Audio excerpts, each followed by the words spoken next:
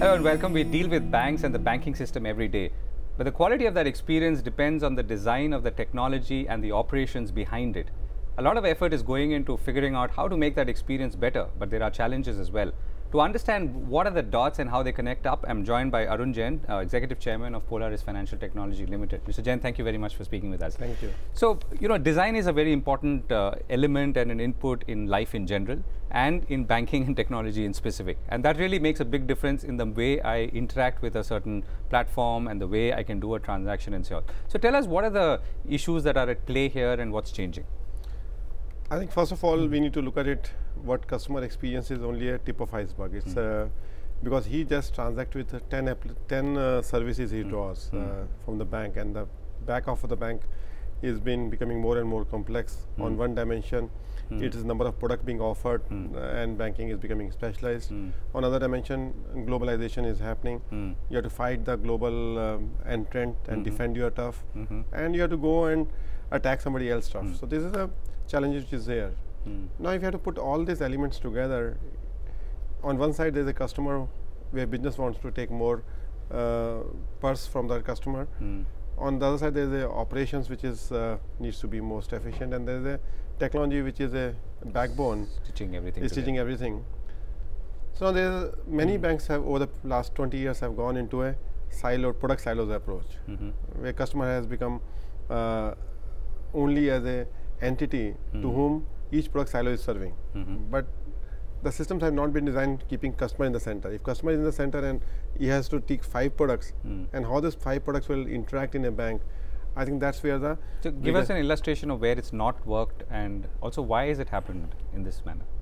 It's just because as soon as a new product coming in, banks start to simplify their operations. They kept on adding the one product silos, one business manager only taking care of the wealth management system, one managing lending, one managing credit card, one managing.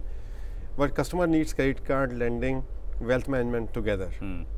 Now, unfortunately, the technology is also not there because you are building a siloed technology. Right. Now there is a possibility of when applications have come on Apple phone. If you imagine Apple phone where I can give you a screen, I can give you the 10 apps which is relevant for you, out of which 2 could be lending, 2 could be wealth, 2 could be credit card, and 2 could be for normal banking.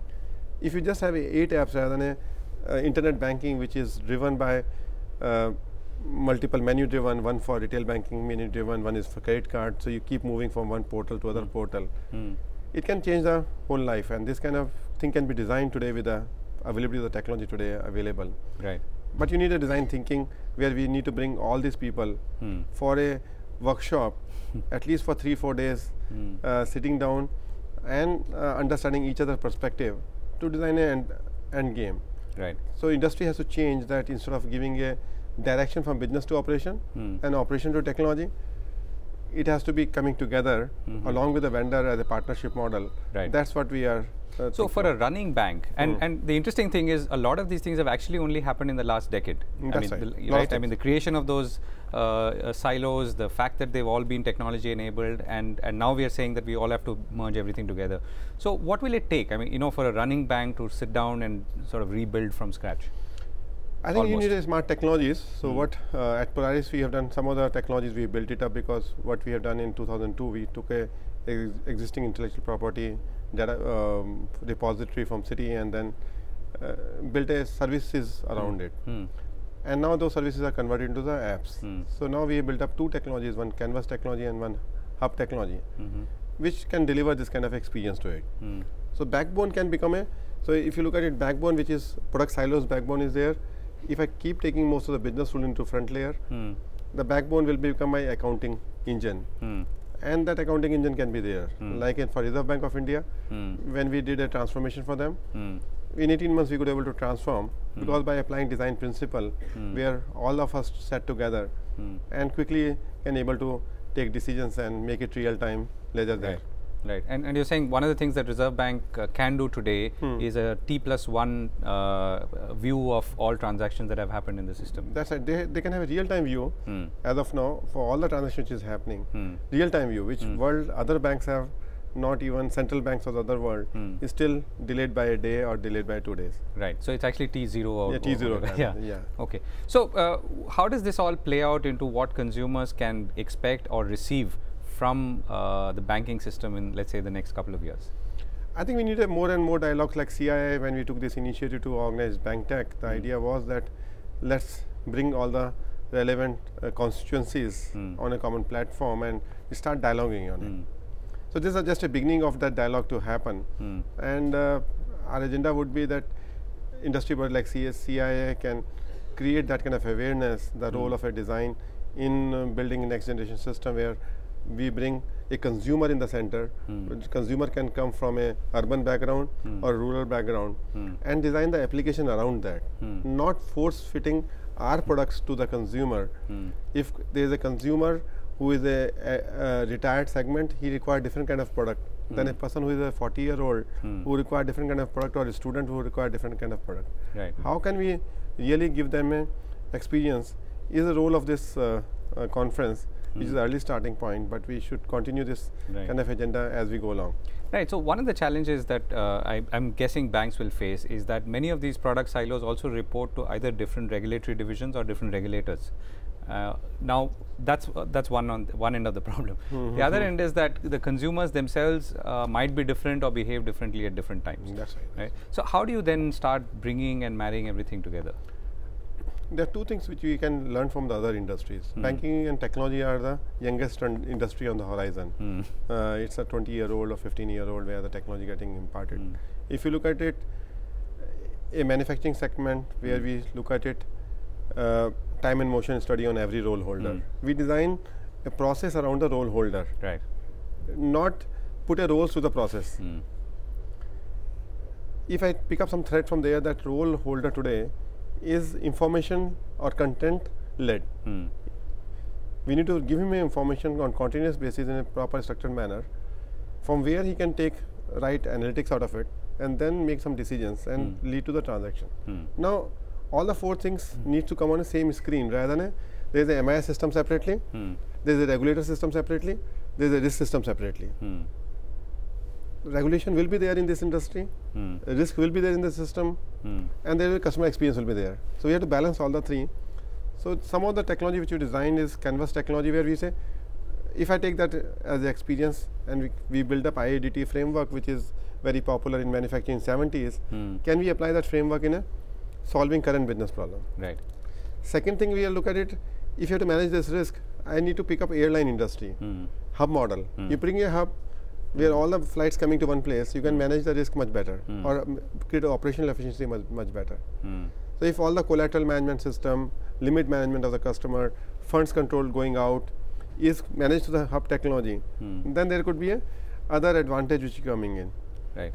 So how do you see the banking system in India adopting to a more unified approach to the consumer? I mean, I think the fact that they want to do it is perhaps a given, but how will they do it, and what's the kind of time frame you see? I think this is a thinking process of Indian banking is far phenomenal. I would say the cost per customer to serve a technology is lowest in the world. In Europe, it costs $150 million. Typically, bank technology costs for 2 million customer base. If I average it out, it becomes $75 to $80 per customer per year. The cost of technology, only technology, not operations. In India, that cost, if you translate that, it means for 2 million customer, I'm spending 1,000 crore for technology. Indian bank don't spend even 100 crore for 2 million customer. One of our customer has 20 million accounts, and they spend less than 100 crore for the technology, like corporation bank per year budget. Now that's a efficiency of 10 times the more size and 10 times the lower number. It's a 1:50-60 times advantage Indian banks are using.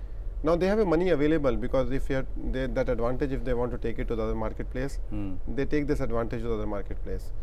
But I think they are getting to stage 2 of it. They are still launching the new products, specialized products. So all the PSU has to launch a specialized product in a corporate banking. They have to launch specialized product in a wealth management area. They have to launch specialized product in a lending space.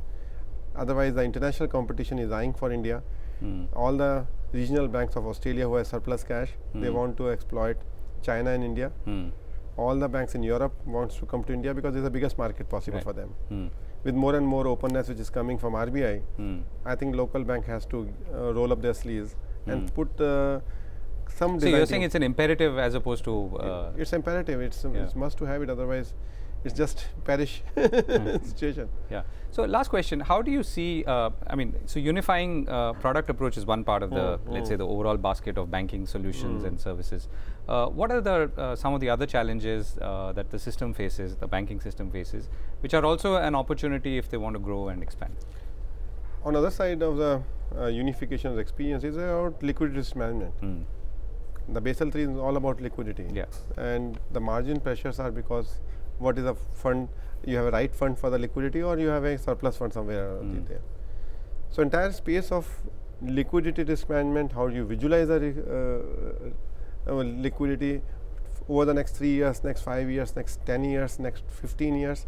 I think you need a complex systems of algorithms which is there. You need a phenomenal, today we have a capability like in your industry, you have a lot of visualization tools.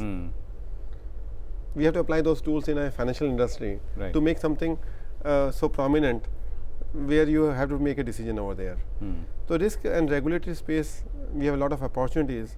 We always see regulator as a villain for the banks. But I feel that if we have a good design process, what regulator wants to ensure that consumer is not impacted and there is no risk to the consumer. They don't have any hidden agenda. If we design a good analytics and sit down with them, we can reduce the number of reports which we send to each other and reduce the complexity of this environment. So I think on back end there is an equal amount of opportunity which is sitting there, which banks feel that they are tying their feet because of the regulator or the risk. I think it's a question of just sitting down together and take one white sheet and see how various pieces are connecting together in that, how the wiring of the motherboard is happening. And they have to relook at the motherboard every 3 years. There is no way the market changes and technology changes, operation changes and product landscape changes. Yeah. And I mean, that sounds frightening in one way, but it's also, I guess, the opportunity if you really want to own the customer and give the customer a great experience, which is what matters. It's what matters. It's about adoption to addiction because I think today more and more concentration is happening around the brands. The brands are, it's not about just adoption. It's about addiction of a particular portal. Facebook become a portal or a Google circles couldn't able to get it any breakthrough anyway on the Facebook. Technology may be same, they're delivering the same services, but the brand and the experience. But the brand and experience. So earlier the people get into the addiction technology or addiction architecture, they will have an advantage. Right, and that's a good note to close on, addiction architecture. Thank you so much, Mr. Jain. Thank you. Thank you.